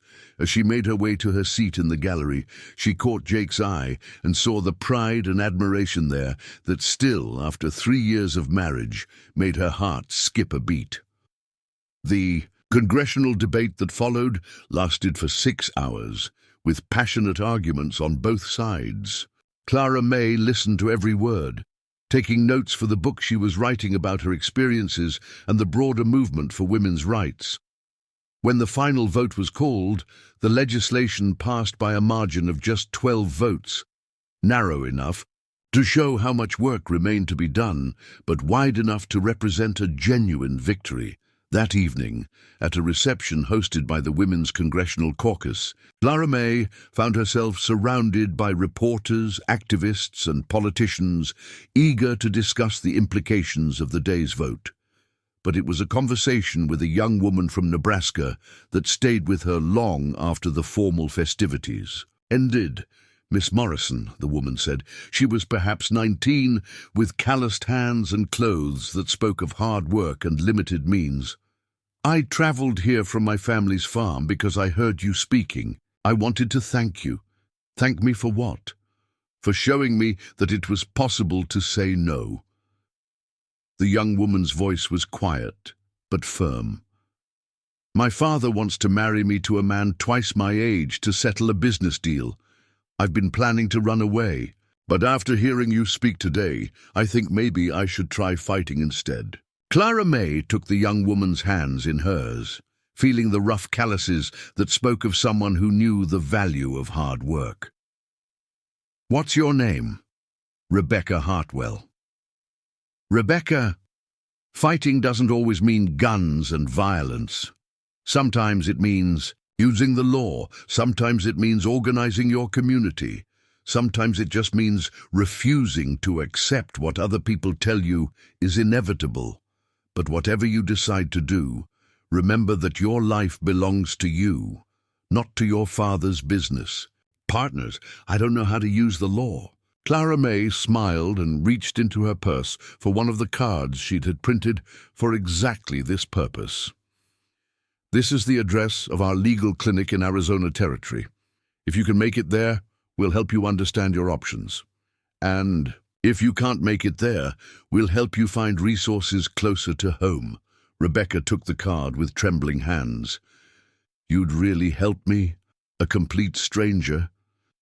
Every woman who stands up for herself makes it easier for the next woman to do the same. We're not strangers, we're sisters in the same fight. That night, as Clara May and Jake walked through the gaslit streets of Washington back to their hotel, she found herself thinking about the long journey that had brought her to this moment. From a terrified young woman being dragged across the desert to a nationally recognized advocate speaking before Congress, it seemed impossible that such a transformation could happen in just a few years. What are you thinking about? Jake asked, noticing her contemplative mood. About how far we've come, about how far we still have to go. Clara May paused under a street lamp, looking up at the stars barely visible through the city's glow. When I was being dragged behind that horse, I couldn't imagine surviving the next hour, let alone standing in the Capitol building 3 years later. And now? Now I'm thinking about Rebecca Hartwell and the thousands of other women like her who are just beginning to realize they have choices. I'm thinking about the schools we need to build, the laws we need to change, the minds we need to convince. Jake smiled and took her arm as they continued walking. Sounds like you're planning to stay busy. We're planning to stay busy. This was never just my fight, Jake. It's our fight, all of us who believe that freedom and justice aren't just privileges for the wealthy and powerful. They walked in comfortable silence for a while, both lost in their own thoughts about the day's events and their implications for the future. When they reached their hotel, Clara May paused at the entrance and looked back toward the Capitol building, its dome illuminated against the night sky. My mother used to say that every generation has to choose whether to make the world better or just accept it as it is, she said quietly. I think about her every time I speak in public, every time I make a decision that might help other women. I wonder if she's proud of what I've become. She is, Jake said with certainty. And she's not the only one. Clara May turned to look at him. This man who had risked everything to save a stranger and had stayed to help her rebuild not just her own life, but an entire system of justice. Are you ever sorry about the choice you made that day in the desert? Jake considered the question seriously, as he always did when she asked about his past. I'm sorry about a lot of things I've done in my life, but stopping to help you, standing up to Stockton, helping you build something better, those are the things I'm proudest of. They entered the hotel and made their way to their room, both tired but exhilarated by the day's events. As Clara May prepared for bed, she found herself thinking about tomorrow's schedule, meetings with women's suffrage leaders, interviews with national newspapers, and a speaking engagement at Georgetown University. But more than that, she was thinking about going home to Arizona Territory, to the school where young women were learning they could be anything they chose to be, to the community that had learned to stand up for itself, to the work that still needed to be done. The fight was far from over. There would be more Rebecca Hartwells who needed help, more corrupt officials who needed to be challenged, more laws that needed to be changed. There would be setbacks and defeats, moments when progress seemed impossible, and the old ways too, entrenched to overcome. But there would also be victories, small and large, as individual women found their courage and communities found their conscience. There would be schools and legal clinics, fair elections and honest judges, marriages based on love rather than financial arrangements. And someday, perhaps, there would be a world where no young woman would be dragged behind a horse for refusing to accept someone else's definition of her worth. Clara May Henderson Morrison fell asleep that night in the nation's capital, dreaming of the desert sunrise over Copper Ridge and the sound of her students' voices raised in confident discussion of their unlimited futures. The little girl who had learned to shoot and ride and think for herself had become a woman who was changing the world, one choice at a time, one person at a time, one law at a time. The rope that had once bound her wrists had been transformed into the threads of a larger tapestry, a story of courage, justice, and the unbreakable human spirit that refused to be bought, sold, or silenced. And that story was just beginning. Up next, you've got two more standout stories right on your screen. If this one hits the mark, you won't want to pass these up. Just click and check them out. And don't forget to subscribe and turn on the notification bell so you don't miss any upload from us.